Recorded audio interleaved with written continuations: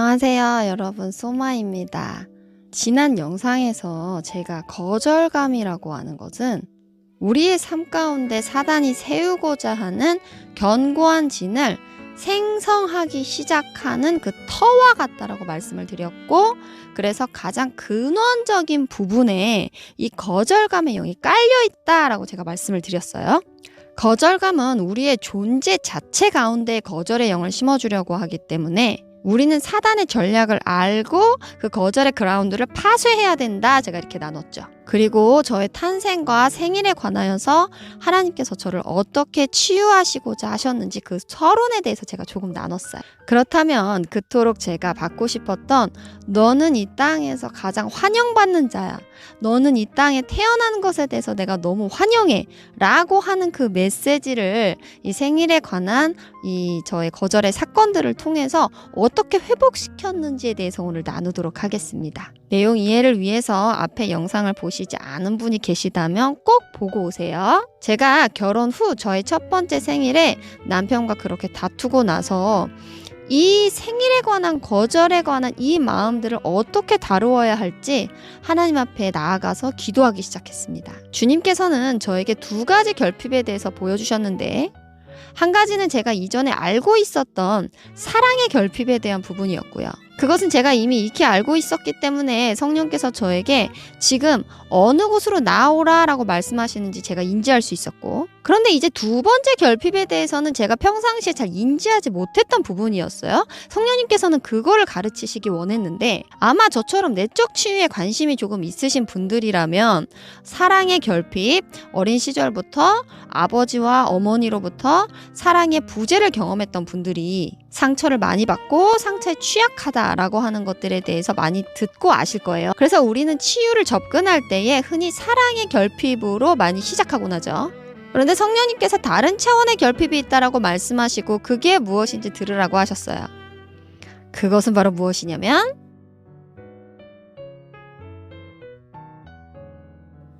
바로 진리의 결핍에 대한 부분이었습니다.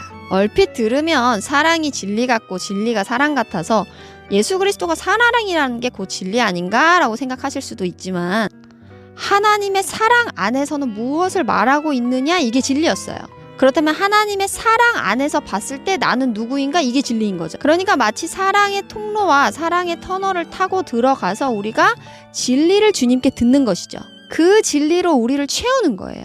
이처럼 사랑의 결핍과 진리의 결핍이 동시에 채워져야만 우리는 전인격적인 치유 안으로 들어갈 수 있는 거죠. 그래서 하나님의 사랑은 진리로 우리를 인도하고 우리가 그 진리를 들었을 때 하나님의 사랑으로 더욱 채워지게 되죠. 그래서 하나님의 사랑과 진리가 서로 보완 관계에 있으면서 우리를 세워가는 거예요. 주님의 사랑과 진리가 반반씩 나를 채우면서 나의 존재를 가득 채우게 되는 거죠. 오늘의 포인트는 이 출발점에 있으니까 이 사랑과 진리의 결핍에 대해서 성령님과 대화하시면서 그 다음 영상을 계속 보시면 좋겠습니다. 그렇다면 이 영상을 통해서 주님께서는 내 안에는 어떠한 진리의 결핍이 있다라고 말씀하시는가에 대해서 주님과 소통하면서 이 영상을 계속 시청하시면 좋겠어요. 때로는 우리가 주님은 나를 너무 사랑해, 그래서 what? So what? 그래서 어쩌라고? 이렇게 되묻고 싶을 때가 있어요. 사실은 그때 바로 진리의 결핍이 채워지지 않은 부분이에요. 예를 들면 이런 거죠. 하나님은 그래 나를 너무 사랑해, 그래서 상황은 뭔데? 이런 거예요. 하나님은 나를 너무 사랑해, 그런데도 불구하고 내 안에 해결되지 않는 어떤 퀘스천 마크가 끝나질 않는 거죠. 뭔가가 더 채워져야 한다는 것을 우리에게 암시해주고 있어요. 주님께서 저에게 말씀하신 진리는 잠언 8장 말씀이었습니다. 제가 저의 탄생에 대한 이슈와 저의 가장 깊은 존재 안에 들어와 있는 이 존재 자체가 환영받지 못했다라고 하는 이 거절감을 다루기 위해서 하나님께서 의도적으로 저를 진리의 결핍이 무엇인가의 방향성으로 끌고 가고 계셨어요. 잠언 8장 말씀에 보면 이런 말씀이 있습니다. 나는 세상이 창조되기 전에 처음부터 있었다. 그때는 아직 바다도 생기지 않았으며 큰 샘들도 없었다. 산과 언덕이 생기기 전에 내가 태어났으니 하나님이 아직 땅과 들과 티끌의 분자도 만들지 않았을 때이다.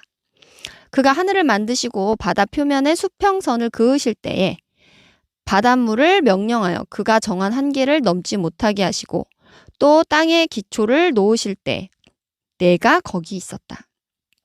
그때 나는 그의 곁에서 기능공 노릇을 하였으며 날마다 그의 기쁨이 되었고 언제나 그의 앞에서 즐거워하였으며 그가 만든 세상을 보고 즐거워하고 그가 창조하신 인류를 보고 기뻐하였다. 여기까지의 말씀인데요.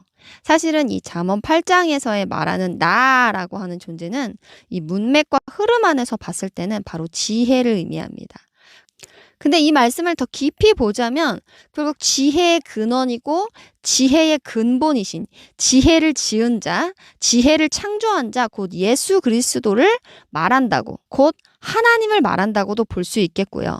동시에 하나님의 형상을 따라 그 모양을 따라 창조된 자인 우리 또한 여기에서 말하는 나의 범주 안에 들어갈 수 있다라고 저는 믿어요. 제가 이러한 치유의 여정들을 나누거나 말씀을 묵상한 것들을 나눌 때에는 어떤 신학적으로 이것이 무엇을 상징하고 무엇을 의미한다 그런 거를 조금 넘어서서 여러분들이 생각하셨으면 좋겠고요. 저는 신학적인 시비에 휘말려 들고 싶지는 않습니다. 주님만이 내가 가지고 있는 이 의문에 대한 해답이라는 것에 대해서 제가 집중하고 하나님께서 이 문제와 이슈에 대해서 뭐라고 말씀하시는지 제가 귀 기울일 때에 제 눈에는 여기에서 말하는 나가 곧 지혜의 근본이신 예수 그리스도이면서 동시에 그분의 모양과 형상을 따라 만들어진 나를 말한다라고 하는 마음의 확신이 있었어요. 주님께서는 이렇게 말씀하시는 거죠. 소마야, 네가 언제 시작되었니? 나는 너를 우주를 창조할 때 그 무엇보다 먼저 만들었는데 이렇게 풀어가시는 거예요. 물론 우리는 사람이 6일째 만들어졌다. 모든 생물을 다 만들고 나서 마지막 날 만들어졌다. 이렇게 알고 있지만 그것이 또한 진리이고 하나님과 그의 영의 세계 안에서 우리가 이미 존재하고 있었던 거죠. 그러니까 이 본문이 말하는 건 뭐냐면 창세 이전부터 내가 예수 그리스도 안에서 이미 계획되었던 자다라고 하는 걸 말해주는 거예요. 이것은 이미 사도 바울이 모태에서부터 나를 책정하시고 창세 이전부터 우리를 택하사라고 하는 에베소서에 있는 말씀과 맥이 일맥상통하는 거죠.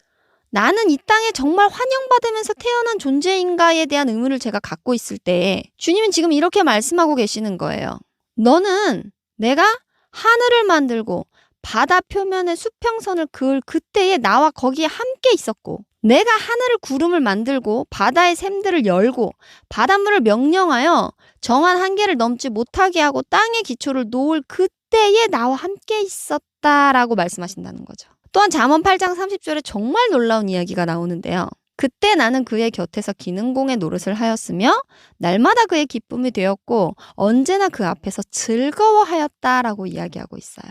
하나님께서 이 본문을 통해서 내가 누구인지에 대해서 지금 명확하게 이야기하고 계시죠. 날마다 그분의 기쁨이 되어서 창세 이전부터 그분과 함께 있었던 거예요. 이런 본문에 대해서 다소 종교적인 해석으로부터 어떤 문자적인 해석으로부터 여러분이 조금 자유로워 주시고 성령님이 주시는 이 영적인 뢰마로 좀 받으셨으면 좋겠습니다. 너는 나에 의해서 계획되었고 의도되었어 라고 말씀하시는 거죠. 네가 부모의 태로부터 나오기 전부터 너는 이미 존재했어. 그것이 너의 실제야. 그것이 너의 실체야. 나는 창조하신 주님의 기쁨의 존재로 그때부터 존재해왔기 때문에 나의 존재의 가치는 굉장히 극대화된 존재인 거예요.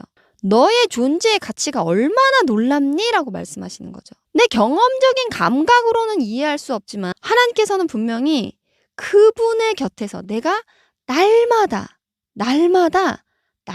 항상 주님께 기쁨을 주는 자로 함께 있었다고 이야기하고 있는 거예요.